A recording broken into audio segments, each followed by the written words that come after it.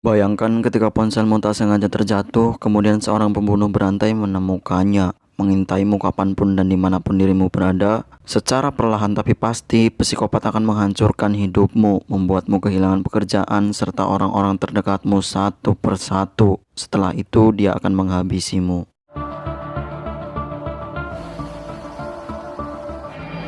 Halo guys, kembali lagi di channel iReveal dan selamat datang di alur cerita film Unlock.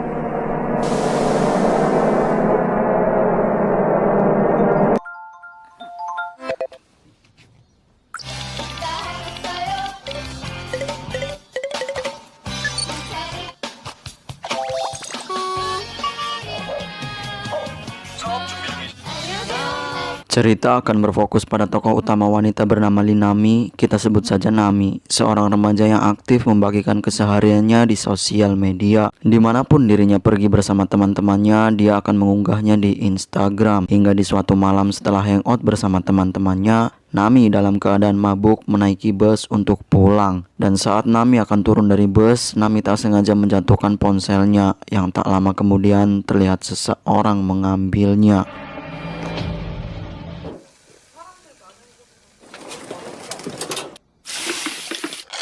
Keesokan paginya kita diperlihatkan seorang pria tengah memasak lalu mengabadikan kegiatannya itu di Instagram. Anehnya foto profil Instagram miliknya bukanlah foto dirinya, melainkan seorang wanita. Kenapa saya bisa mengatakan aneh? Karena tak lama kemudian dering ponsel berbunyi. Saat si pria akan menerima telepon tersebut, kita diperlihatkan bahwa ponsel yang berbunyi tadi adalah ponsel milik Nami.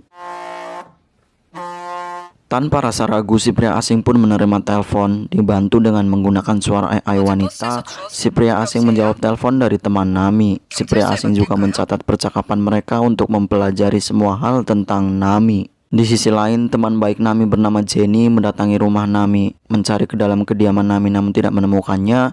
Dari sana, Jenny melihat sahabatnya sudah tergeletak di bawah meja di luar rumah. Ketakutan mengira Nami telah tewas menjadi korban pembunuhan, Jenny memberanikan diri menghampirinya.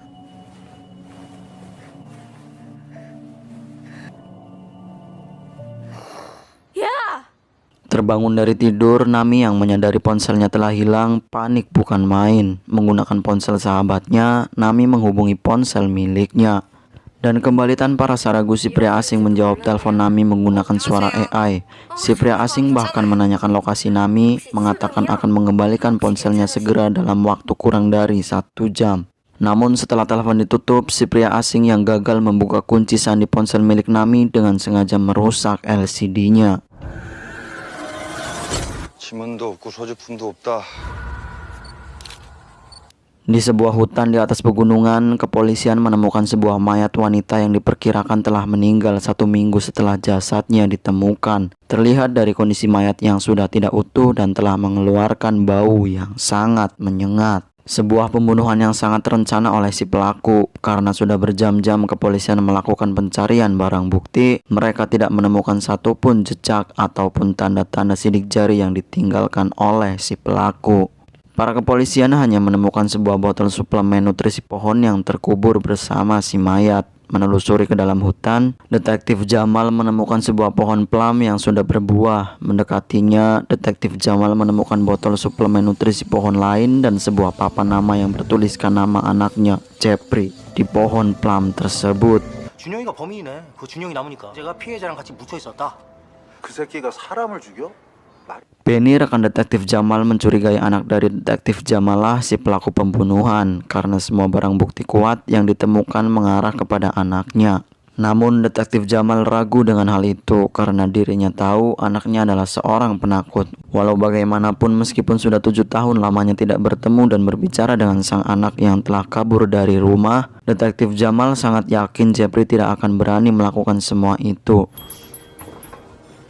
Sore hari, Nami datang ke kafe milik ayahnya untuk mengisi waktu senggangnya. Sang ayah yang mengetahui tentang ponsel Nami yang hilang dari postingan Instagram sahabatnya, lantas menanyakan perkembangannya. Belum sempat Nami menjawab pertanyaan sang ayah, pria asing menelpon dengan suara AI mengabarkan bahwa dirinya tak sengaja menjatuhkan ponsel milik Nami dan merusak LCD-nya. menenangkan Nami untuk tidak perlu khawatir karena sekarang ponsel miliknya sudah dia bawa ke tempat reparasi dan juga sudah melunasi pembayarannya.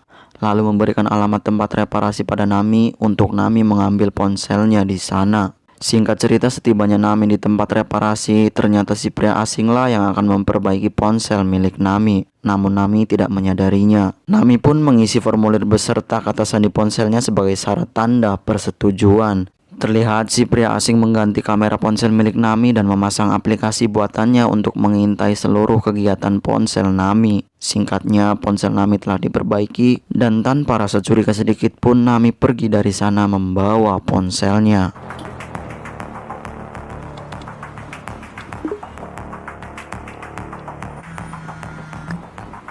아 맞다.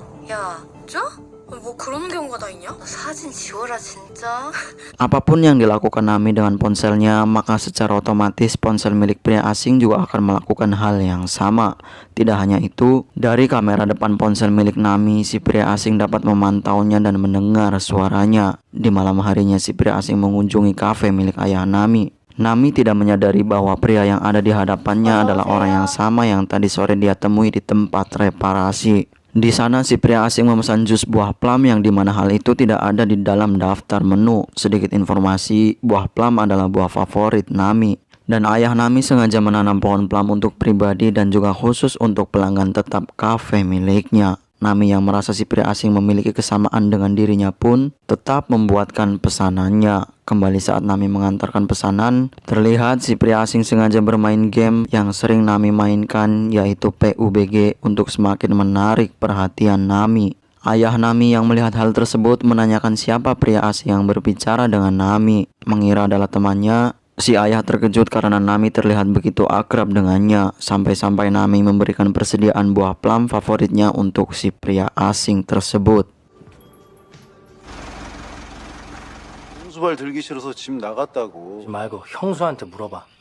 Detektif Jamal yang kini mulai ragu dengan keyakinannya untuk tidak mencurigai sang anak di rumah secara diam-diam mengecek HP istrinya. Dan benar saja, Jeffrey masih berhubungan dengan ibunya. Jeffrey memberikan alamat tempat tinggalnya sekarang pada sang ibu. Di tempat berbeda, si pria asing menyantap makan malamnya sembari terus memantau Nami. Menunggu Nami tertidur untuk si pria asing mencari tahu semua informasi penting tentang Nami.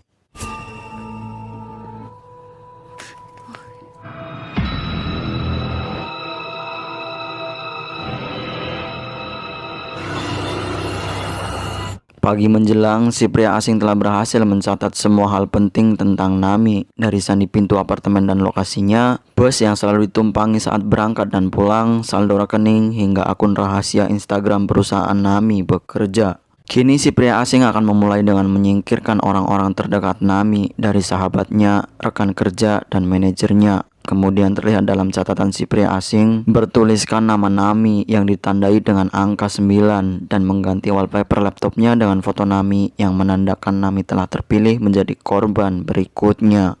Di tempat dia bekerja, Nami dipanggil oleh Ibu Oh, manajernya. Ibu Oh menyampaikan kabar gembira pada Nami, di mana sekarang produk mereka akan digunakan untuk acara besar-besaran yang digelar oleh perusahaan besar bernama G-Market. Bukan hanya itu kabar gembira yang Ibu Oh sampaikan pada Nami, karena Nami adalah orang terlama sekaligus orang kepercayaannya. Mulai hari itu juga Ibu Oh resmi menaikkan gaji Nami menjadi 2 kali lipat.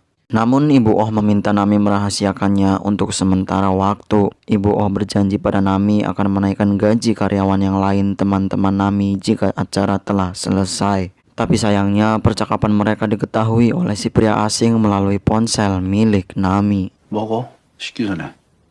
Di sisi lain, detektif Jamal menceritakan perihal yang akhir-akhir ini mengganggu pikirannya setiap malam pada sang istri. Detektif Jamal menemukan pohon plum di pegunungan tempat kejadian dirinya menemukan mayat korban pembunuh berantai, di mana hal itu mengingatkannya pada Jeffrey anaknya. Saat Jeffrey masih kecil, dia selalu mengatakan ingin menanam pohon plum di tempat rahasia. Lalu detektif Jamal meminta sang istri untuk membantunya menemukan keberadaan Jeffrey sekarang. Di saat Nami sedang bekerja, si pria asing masuk ke dalam apartemen Nami dan menemukan ponsel lama Nami. Kemudian berlanjut, si pria asing menarik semua uang dari rekening korban ke-8-nya. yang dimana uang tersebut akan si pria asing gunakan untuk membayar sewa apartemen baru dan membeli makanan untuk sehari-hari. 전 10월에 해지하고 새로 2,500이나 당했더라. 그리고 폰 사기? 한 게 아니고 됐어. 무리하지 마. Singkat cerita, kini detektif Jamal telah menemukan kediaman Jeffrey, masuk ke dalam bersamaan dengan si pria asing yang juga akan masuk ke dalam apartemen yang sama. Namun si pria asing mengurungkan niatnya karena dirinya tahu ada seseorang di dalam apartemennya. Detektif Jamal menemukan banyak sekali ponsel tergeletak di sana, serta barang-barang dan foto milik korban yang dia temukan di gunung. Si pria asing hanya memperhatikan detektif Jamal dari luar jendela, kemudian memberikan pesan pada detektif Jamal yang mengatakan lama tidak bertemu ayah.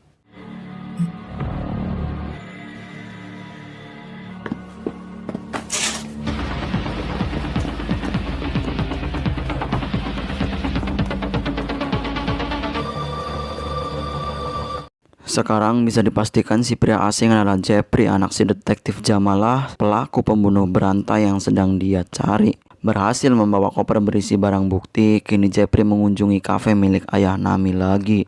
Dan kembali dia memesan jus buah plum agar menjadi pelanggan tetap di sana. Di tempat yang sama Nami sedang menunggu pembeli kaset musik VCD playernya sembari membalas chat teman kerjanya yang mengeluhkan gaji mereka yang tidak kunjung naik. Bukanlah sebuah kebetulan, ternyata Jeffrey lah si pembeli kaset musik VCD player Nami. Kemudian Jeffrey menawarkan tiket pertandingan baseball yang dimana itu adalah tiket yang sedang Nami cari karena pertandingan tersebut dari tim favorit Nami. Tidak sedikit pun menaruh rasa curiga, Nami pun bersedia membeli tiket tersebut dan bertukar nomor dengan Jeffrey untuk berjaga-jaga jika ada yang bermasalah pada tiket yang dijualnya. 주문하신 음료 나왔습니다. 네, 쏠게요. 이남이. 아빠도 서울 올까? 일하느라고. 뭐? 넌 하루 종일 핸드폰만 하냐? Berbeda dengan Nami, si ayah curiga dan merasa ada yang janggal pada Jeffrey karena menurut si ayah, pertemuan Jeffrey dan Nami bukanlah sebuah kebetulan, melainkan sebuah perencanaan yang matang. Si ayah meminta untuk Nami berjaga-jaga dan menjauhinya. Namun karena Nami merasa itu hanya prasangka buruk ayahnya saja, Nami tidak mengindahkan perkataan sang ayah. Saat Nami merebahkan tubuhnya di kasur yang empuk, bersiap untuk beristirahat, tiba-tiba seorang dari luar mengetuk pintu dengan sangat keras dan mencoba masuk ke dalam. 보세요.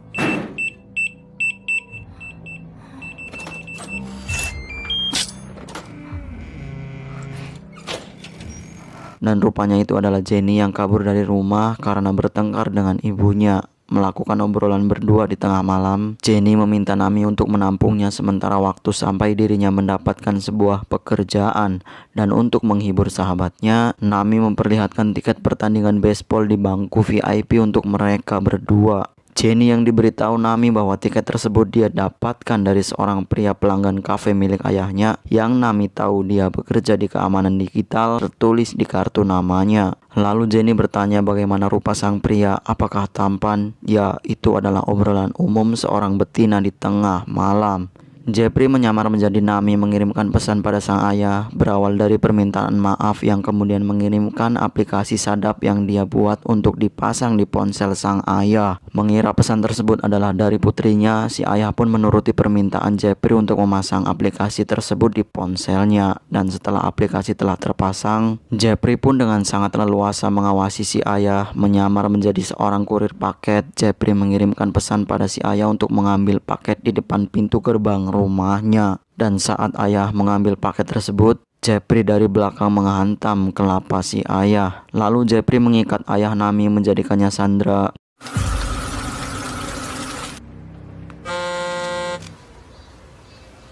Keesokan harinya, Nami terkejut karena dia bangun di jam 11 siang karena alarm di ponselnya telah sengaja dimatikan oleh Jeffrey. Bukan hanya itu saja, Nami sangat terkejut saat Instagramnya banjir notifikasi. Jepri yang mensabotase ponsel Nami membuat tulisan di postingan Instagram pribadi Nami dan juga akun rahasia perusahaan tempat Nami bekerja. Dalam tulisan di postingan Instagram berisi rasa kekecewaan, kata-kata kasar pada perusahaan tempat Nami bekerja. Seperti contohnya karyawan kolot, CEO gila uang, mengatakan bahwa Nami dipaksa bekerja secara sukarela oleh Ibu Oh dan lain sebagainya. Akibatnya semua proyek hasil kerjasama dibatalkan dan permintaan pengembalian dana terus mengalir membuat perusahaan tempat Nami bekerja mengalami kebangkrutan. Nami yang sudah sampai di tempat kerjanya mencoba menjelaskan kepada semua rekan kerjanya dan juga pada Ibu Oh. Namun Ibu Oh yang terlanjur emosi mendorong Nami keluar sampai terjatuh.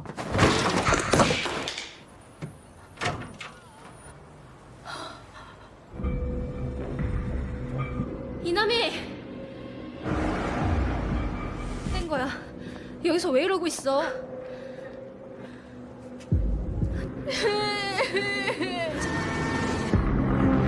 Terlihat dari catatan Jepri sekarang, kini giliran Jenny sahabat Nami yang akan menjadi target selanjutnya untuk dijauhkan dari Nami. Melapor ke kantor kepolisian bahwa ponselnya telah diretas, Nami dan Jenny tidak memiliki cukup bukti untuk pihak kepolisian menerima laporan dan memproses kasusnya. Membuat Nami dan Jenny harus mencari tahu sendiri siapa si pelaku. 그니까 가자고. 야! 나비. Terbangun dari pingsan, si ayah mengancam Jepri agar tidak menyakiti putrinya. Membuat Jepri seketika menangis dan bercerita bahwa ayah Jepri tidak pernah mencari dirinya untuk menyuruhnya pulang saat dia kabur dari rumah. Jepri juga mengatakan karena hal itulah yang membuat Jepri menjadi seperti sekarang ini. Jepri bercerita bahwa hanya dengan menggunakan ponsel dan kecerdasannya, dia bisa mengetahui apa saja yang dilakukan para korbannya.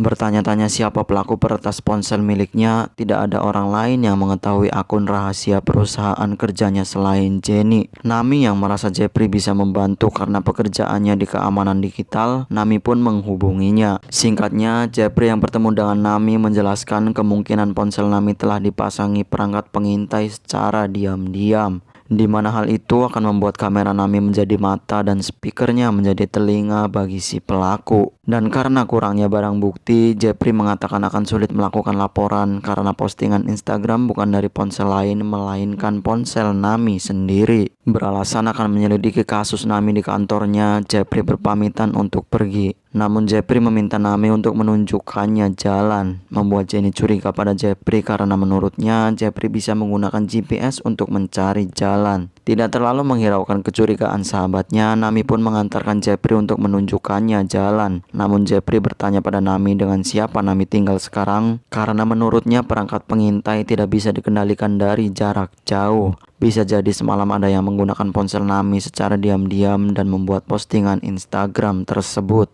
Atau kemungkinan kedua mungkin seseorang menyelinap masuk ke rumah Nami, menggunakan ponsel Nami kemudian kabur. Nami yang saat ini tidak bisa berpikir positif akibat semua masalah berat yang dialaminya, menelan mentah-mentah perkataan Jepri. Selama 1 jam Nami diam tidak seperti biasanya di depan sahabatnya. Karena menurut Nami, semua kondisi semalam sangat mendukung untuk mengarahkan kecurigaannya kepada Jenny. Lantas Nami pun bertanya apakah Jenny pelaku penulis postingan Instagramnya semalam, karena hanya Jenny satu-satunya yang memiliki akses penuh ponselnya. Jenny yang mendengar hal itu mengetahui bahwa Jepri lah yang menuduhnya, meminta Nami untuk menghubungi Jepri lagi untuk menerangkan semuanya di hadapan mereka. Namun hal itu ditolak Nami yang kini menekan Jenny untuk mengakui perbuatannya. Jenny yang marah karena Nami lebih percaya dengan orang yang baru dia kenal meninggalkan Nami dengan penuh kekecewaan. Jenny mengatakan untuk Nami jangan pernah menghubunginya lagi.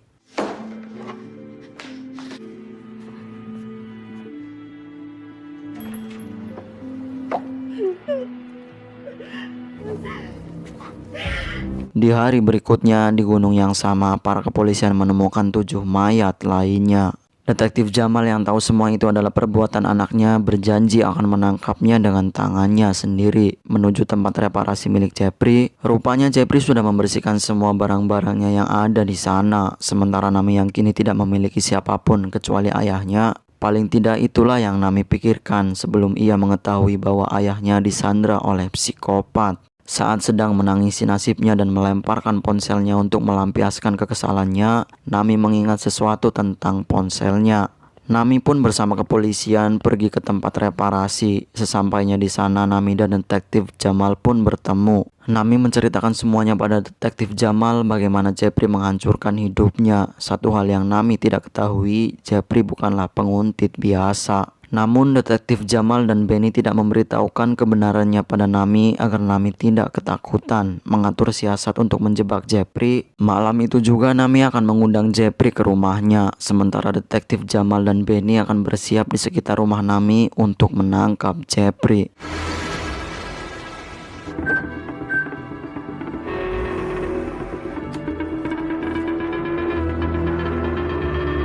Sampai sejauh ini rencana mereka berjalan dengan lancar, namun detektif Jamal dan Benny bergerak terlalu cepat. Jeffrey yang belum melakukan apapun dengan mudah menyangkal bahwa dirinya bukanlah Jeffrey. Anehnya, detektif Jamal dan Benny juga tidak mengenali wajah Jeffrey. Dengan kata lain, pelaku pembunuhan berantai bukanlah Jeffrey, melainkan orang lain, teman atau sahabat yang tahu banyak tentang Jeffrey, yang dengan sengaja memalsukan barang bukti agar seolah-olah Jeffrey lah pelakunya. Sekarang kita akan mengubah nama si pelaku menjadi psikopat karena jelas dia bukanlah Jeffrey. Meskipun rencana mereka gagal, namun mereka mendapatkan nomor psikopat yang nantinya akan mereka lacak. Di sisi lain, detektif Jamal dan Benny juga tidak bisa melindungi Nami setiap hari. Karena ponsel Nami telah diretas, Nami memutuskan untuk menggunakan ponsel lamanya untuk menghubungi detektif Jamal. Di mana kita ketahui di pertengahan film, kemungkinan ponsel lama Nami juga sudah diretas oleh psikopat karena psikopat telah mendatangi rumah Nami saat Nami tidak ada di rumah dan menemukan ponsel lama Nami. Sebelum pergi meninggalkan Nami sendirian, Benny menyarankan Nami untuk ke tempat yang lebih aman dan tidak sendirian. Nami pun diantarkan detektif Jamal ke rumah ayahnya. Detektif Jamal memberikan kartu namanya dan memperingatkan Nami untuk segera menghubunginya saat si pelaku menghubungi Nami. Lalu Nami mengeluarkan pulpen dari tasnya, menuliskan sesuatu di kartu nama detektif Jamal, menunjukkan tulisannya pada detektif Jamal, mengatakan apapun yang terjadi Nami akan menghubunginya. Jika Nami tidak mengirimkan pesan pada detektif Jamal, itu artinya sesuatu sedang terjadi pada dirinya.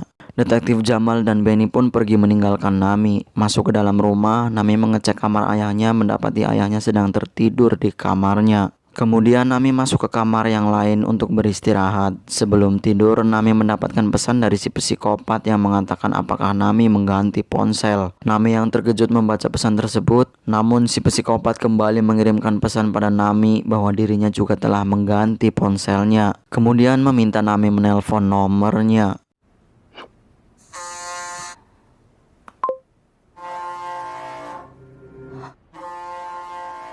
Suara ponsel psikopat terdengar tepat di atas kamar Nami. Sontak Nami pun berlari menuju kamar ayahnya yang ternyata adalah setumpukan bantal yang sengaja disusun untuk mengelabui Nami. Nami pun segera mengunci pintu kamar ayahnya untuk bersembunyi, mencoba menelpon detektif Jamal, namun tiba-tiba ponselnya dikendalikan dari jarak jauh oleh si psikopat, membuat Nami semakin tak berdaya dan sangat ketakutan. Tak lama kemudian, Nami mendengar suara ayahnya yang ternyata adalah rekaman suara saat sang ayah dan Nami bertengkar di mobil. Memberanikan diri, Nami keluar dari kamar untuk mencari ayahnya, namun psikopat keluar di hadapan Nami. Dengan santainya, psikopat duduk di sofa dan memperlihatkan video ayah Nami yang sudah terikat dan tidak berdaya. Sementara di perjalanan pulang bersama detektif Jamal, Benny mendapatkan kabar dari tim forensik bahwa mereka menemukan Jeffrey dari hasil tes DNA mayat yang 1 tahun lalu ditemukan. Tim forensik mencocokkan DNA detektif Jamal dengan si mayat yang ternyata memiliki kecocokan. Dapat dipastikan mayat tanpa identitas itu adalah milik Jeffrey. Kembali pada Nami, si psikopat meminta Nami untuk mengirimkan pesan pada detektif Jamal. Karena dirinya mendengar Nami mengatakan hal itu pada detektif Jamal, Nami pun menurutinya. Setelah mengirimkan pesan pada detektif Jamal, psikopat menyita ponsel Nami. Nami yang ketakutan menanyakan apa alasan psikopat melakukan semua ini pada dirinya. Psikopat menjawab alasannya hanya karena Nami menjatuhkan ponselnya.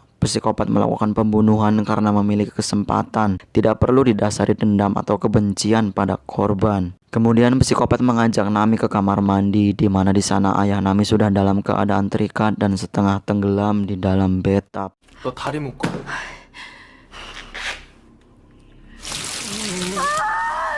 Syarat untuk menyelamatkan si ayah, psikopat meminta Nami mengikat kakinya sendiri dan menaruh tangannya di belakang punggung. Tidak punya pilihan lain, Nami pun menurutinya. Si psikopat mengikat tangan Nami dan kemudian menenggelamkannya bersama sang ayah di dalam bathtub.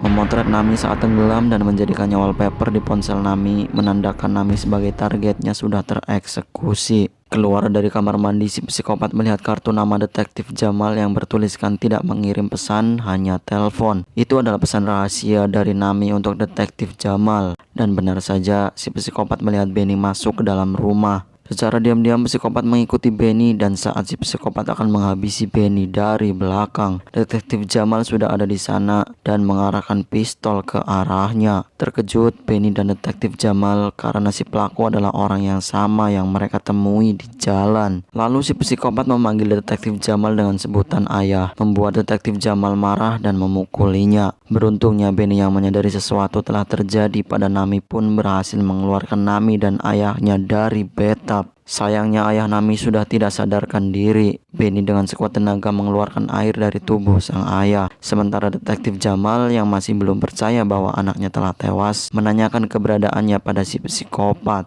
Namun tiba-tiba si psikopat merengek dan menangis mengatakan bahwa dirinya adalah Jeffrey. Psikopat mengatakan detektif Jamal lah yang membuat dirinya menjadi seperti ini. Psikopat meminta detektif Jamal untuk berhenti memukulinya, mengingatkan detektif Jamal yang dulu juga sering memukuli Jeffrey. Sempat percaya psikopat adalah Jeffrey anaknya, psikopat pun tersenyum dan mengatakan bahwa detektif Jamal benar-benar percaya dengan aktingnya. Lalu si psikopat mengatakan bahwa Jeffrey tidak bisa membunuh siapapun. Detektif Jamal kembali memukuli psikopat dan menanyakan kembali keberadaan Jeffrey.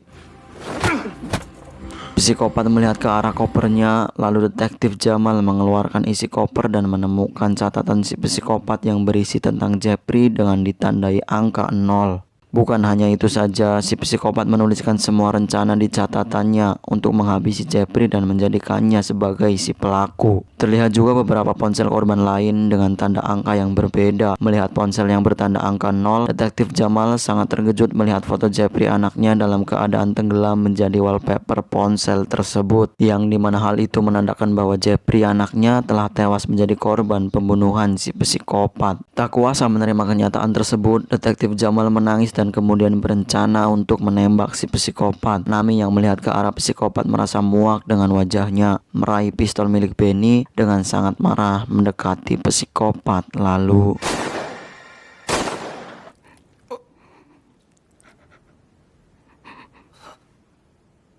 setelah melepaskan beberapa peluru pada psikopat, detektif Jamal secara perlahan mengambil pistol yang dipegang Nami. Ayah Nami juga berhasil selamat dalam insiden tersebut.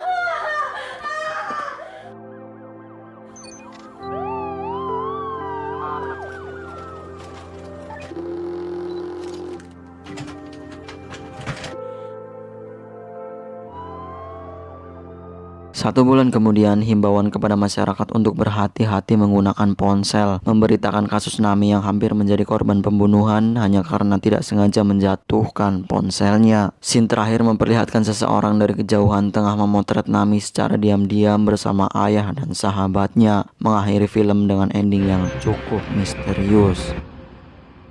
Jadi begitulah kisah film Unlock. Bagaimana menurut kalian? Silahkan berpendapat saja di kolom komentar di bawah. Dan tentunya terima kasih untuk kalian semua yang sudah menonton video ini. Sampai ketemu di next video. Wassalamualaikum warahmatullahi wabarakatuh.